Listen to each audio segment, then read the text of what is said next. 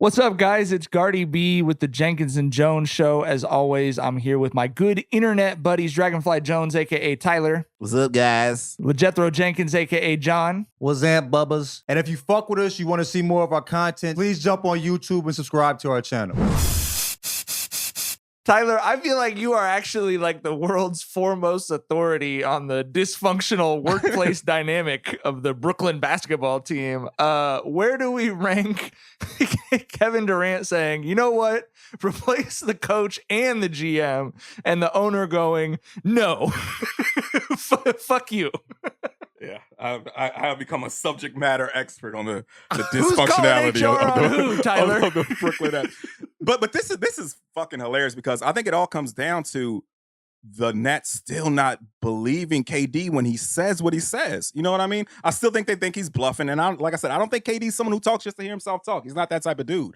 But what's interesting to me here is Joe Tsai just taking this public approach of who he's siding with during this drama. Like I don't think we've ever seen that from an owner, where you've got, a standoff with your franchise player about a trade request, and you are tweeting out who you're siding with, that you're siding with the coach and the GM. I don't think we've seen that before. But, it all boils down to what I said before. Like, I don't think Joe Tsai is moving here in the best interest of, the Nets as a basketball team, of the best product he could put out there. I think this is all a fucking, a publicity stunt, a PR move, whatever, to get his rep back. Because, like I said before, so many billionaires, when they get into sports, when they get into team ownership, they're doing that shit, of course, to make money. And they're also doing that shit to impress other rich people. And the other rich people were laughing at his ass with the way, KD and Kyrie were running the show there. So picking Steve Nash, picking Steve fucking Nash like he's Greg Popovich over Kevin Durant is something I cannot get with. But like I said, I think that it's not about him putting the best product out there. He's trying to get his rep back. I think it's just so weird that Kevin Durant actually made some, like, this is what Kevin Durant should have said from jump, bro. We can't win with Steve Nash. I don't want to play with this motherfucker anymore. You know what I mean? Everybody knows this shit but Joe Tsai. Everybody knows this but Joe Tsai. You know what I mean? Like, bro, that makes no sense to me. We all understand that you're not going to win with Steve Nash. He was the fucking biggest joke of the fucking internet during the first joint of the playoffs. You know what I'm saying? The first round. Everybody was talking about it. Kevin Durant just finally tells him, hey, bro, no Steve Nash. This just ain't going to work. I'm not going to pretend anymore. You feel me? And he goes public like, that's just ridiculous. This was Kevin Durant's most reasonable ask. Give me a fucking coach that coaches, please. You know what I mean? A coach is not going to play me 48 minutes a game off an Achilles injury. Bro, yeah. a coach that, yeah, right. You saw what already happened to me, bro. You know what I mean? Like, give me an actual coach, and Joe Tsai's like, no, publicly.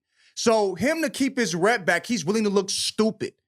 You know what I'm saying? He's willing to be stupid, not to be laughed at by rich people. Bro, get fucking Kevin Durant, a good coach, fuck them other rich people, and cash out, nigga. You got Kyrie and KD. That is money, baby. You know what I mean? But I guess when you're a billionaire, you don't need no more. Fuck it. You got all the money you ever need for 17 lives. But it makes no sense to me that somebody that can't be as stupid as he's acting right now is acting this stupid publicly. So other rich people don't laugh at him. It's weird. It's very stupid, but it's prideful. It's rooted in pride here. That's what this shit is all about.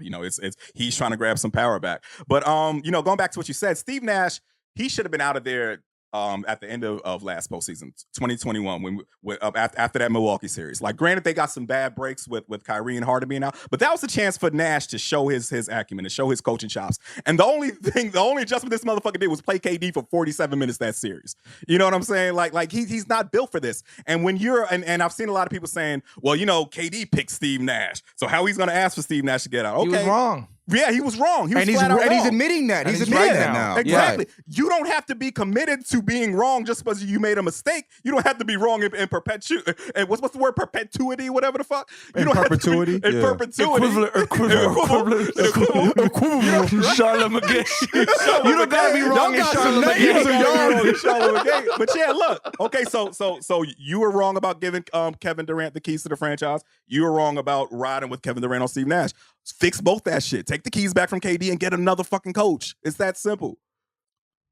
Makes no sense, bro. Yeah, I mean, you hit it on the head. I don't know how you look at Steve Nash and go, that looks like a good hill to die on. That looks like a good hill to bury my NBA franchise on the hill of fucking Steve Nash. But it's exactly what you said. The most insecure people I know are also among the most successful people that I know. And I think if you are insane enough to do, like, who was saying that? I think someone was saying this about Jay-Z, that the reason he's not on social media is because he's the most sensitive person in the world. Those are the people that rise to the highest levels, because that's how crazy you have to be to have $500 million in the bank and be like, I have to double this. And show up to work. And continue to work. Bro. So I totally agree with Tyler. It's entirely a pride play for 29 other people that own Right. NBA franchises. For 29 other people who he probably hates, but he wants to be in the board of governors and the owners meetings, not having people look at him going, oh, his dick's a couple inches shorter than I thought it was. Like, that's not how you. But it is. But it is. All of theirs is. But it's just Steve Nash has improved shit as a coach. All we've seen is a lack of ability. And you look at Kevin Durant, a fucking 2-time champion, a motherfucker that almost beat the Bucks by his fucking self. He was a shoe size, a half a size too big. You know what I'm saying? From beating the fucking Bucks. Altering the history of the NBA. Altering the history of the NBA. You know what I mean? Taking away what was that, 60-point game from fucking Giannis that he got in the finals to beat 50, 14, 5 blocks, 16 from 19 from free throw. Jesus fucking Christ. You know what I mean? But anyway, you know what I mean? And you look at Steve Nash and you choose that over that. I don't care how much pride I have. I don't care how much people laugh at me. That doesn't make any sense. The math does not math. And I mean, there's just no excuse for Joe Tsai and how he's moving. You know what I'm saying? Now you're just blatantly making yourself look like, bro, everybody's like, you know, was clowning KD on some shit like, KD's always running from the grind and all, whatever the fuck. You know what I mean? Now we all understand. You know what I'm saying? Like, run from this motherfucker here, because he ain't making no goddamn sense. I think you can have criticisms or feel negatively about KD and the moves he's made and still be reasonable enough to accept that he's correct, at least about the head coach. I'll make a point about I'll take the point about the GM. I know that there's Nets fans who are like, we feel like we have a great front office. Okay. But the coach, the most sacred thing in pro sports, whether it's basketball, football, baseball, whatever, is the window, right? How long can you keep the window open? And teams that have gone to the next level, you think about that with the Warriors. You remember how much shit the Warriors took for firing Mark Jackson after they had one of their most successful seasons ever? But their ownership and their Thompson too. They had a Yes. was Kevin over K Love at that time? And they had a front office that said, this coach has done really good things here, but this is not where we're trying to get to. And they were correct. I'm not saying I think Steve Kerr is the best coach in the world, but you can't argue with the results of what happened, right? And so that's the deal here. You might feel like, oh, the superstar picked Steve Nash, so now this is my line in the sand, that you can't pick a coach twice or whatever. But he's correct that that's not the guy to get them where they're trying to go. And you can't disagree with him on principle. Maybe that works in business, but that does not work in fucking sports. You know, it's a stupid position to put yourself in. And it's a follow-up topic. You're leaving yourself with a dude who was asked about playing in a playoff game and left the group chat. That motherfucker is entertaining. That Ben Simmons amuses me so very much. I do not understand how people are mad at that man and not enjoying the fucking performance arts that he's been giving us the last couple of years.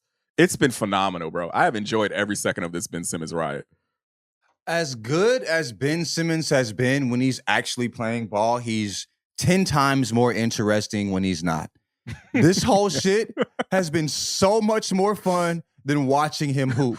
And he's been in, 2 All-Star games in the 3 years he's actually played basketball? God tier fucking defensive player. You know what I mean? And I would much rather see this shit. This shit has been great.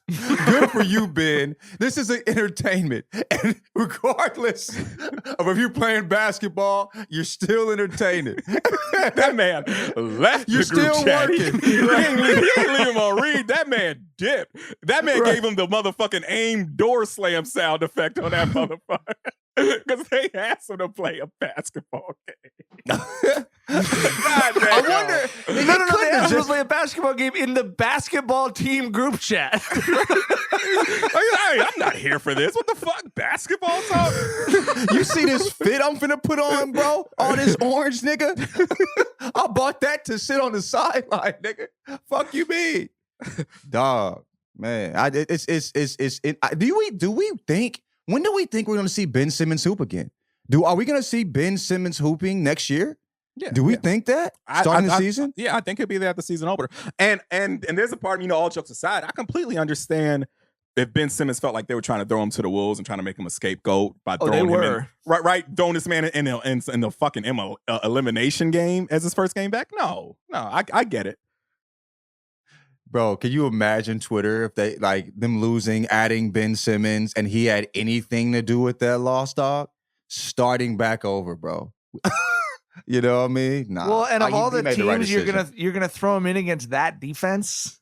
I mean, you know what I mean? I fully respect his decision. I just think it's funny. Like, I'm trying to picture a world where we're in the group chat with fucking Jackson and Adam. And Jackson's like, how about 11 a.m. on Sunday? And you just leave the Just group. leave Just that says, John left the group chat. I might do that. That would be the funniest shit. Just for the vibes, man. You know what I mean? Yo, add me back, man. I was playing. Does he get back in the group chat? Was it after that stunt?